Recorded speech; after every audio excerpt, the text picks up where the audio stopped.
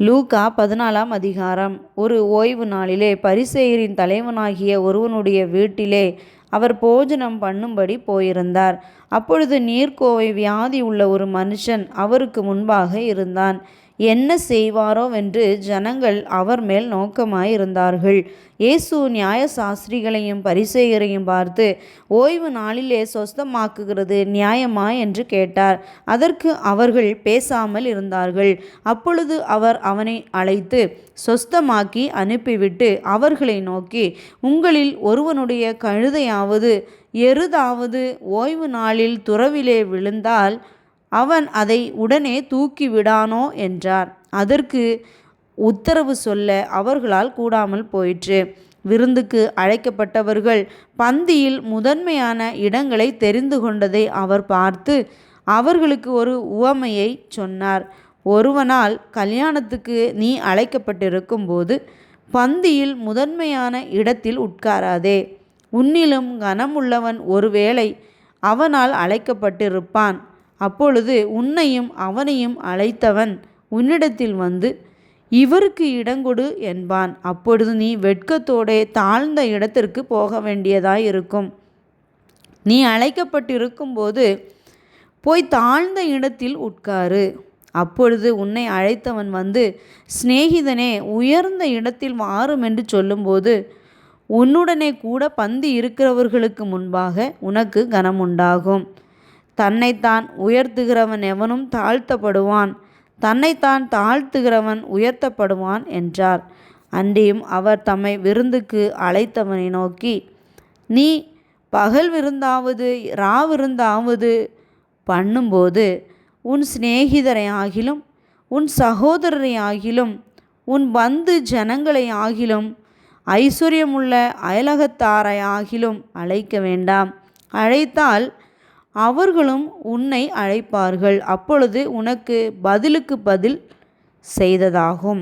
நீ விருந்து பண்ணும்போது ஏழைகளையும் ஊனரையும் சப்பானிகளையும் குருடரையும் அழைப்பாயாக.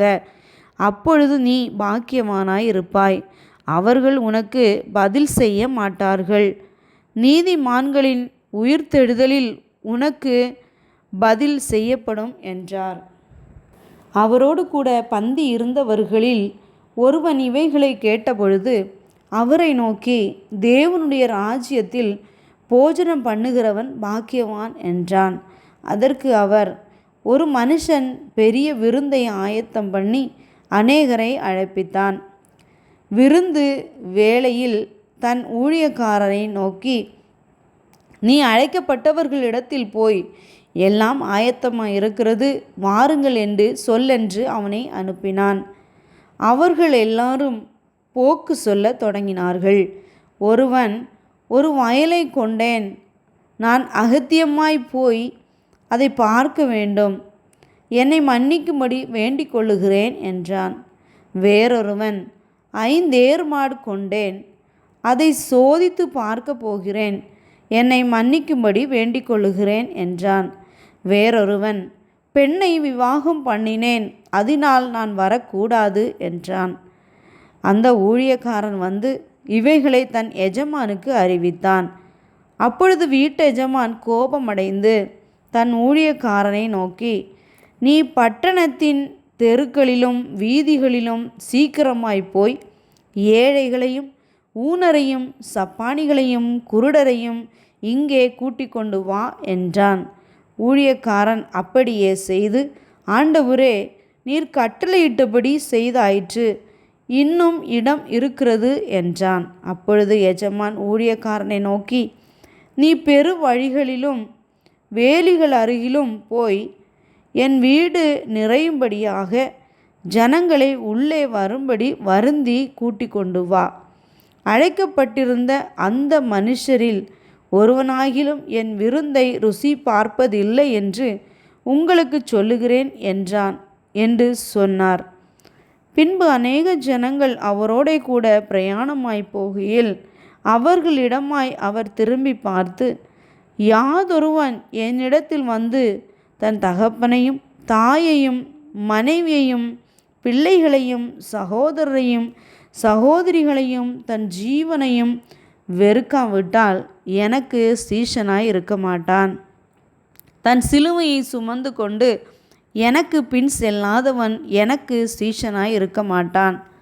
உங்களில் ஒருவன் ஒரு கோபுரத்தை கட்ட மனதாயிருந்து அஸ்திபாரம் போட்ட பின்பு முடிக்க திராணி இல்லாமல் போனால் பார்க்கிறவர்கள் எல்லாரும், இந்த மனுஷன் கட்டத் தொடங்கி முடிக்க திராணி இல்லாமல் போனான் என்று சொல்லி தன்னை பரியாசம் பண்ணாதபடிக்கு அதை கட்டி தீர்க்கிறதற்கு தனக்கு நிர்வாகம் உண்டோ இல்லையோ என்று முன்பு அவன் உட்கார்ந்து செலவை கணக்கு பாராமல் இருப்பானோ? அன்றியும் ஒரு ராஜா மற்றொரு ராஜாவோட யுத்தம் செய்ய போகிற போது தன்மேல் 20,000 சேவகரோடே வருகிற அவனை தான் 10,000 சேவகரை கொண்டு எதிர்க்க கூடுமோ கூடாதோ என்று முன்பு உட்கார்ந்து ஆலோசனை பண்ணாமல் இருப்பானோ? கூடாதென்று கண்டால் மற்றவன் இன்னும் தூரத்தில் இருக்கும்போதே ஸ்தானாதிபதிகளை அனுப்பி சமாதானத்துக்கானவைகளை கேட்டுக்கொள்வானே. அப்படியே உங்களில் எவனாகிலும் தனக்கு உண்டானவைகளெல்லாம் வெறுத்து விடாவிட்டால் அவன் எனக்கு சீஷனாய் இருக்க மாட்டான். உப்பு நல்லதுதான். உப்பு சாரமற்று போனால் எதினால் சாரமாக்கப்படும்? அது நிலத்துக்காகிலும் எருவுக்காகிலும் உதவாது. அதை வெளியே கொட்டி போடுவார்கள். கேட்கிறதற்கு காதுள்ளவன் கேட்க கடவன் என்றார்.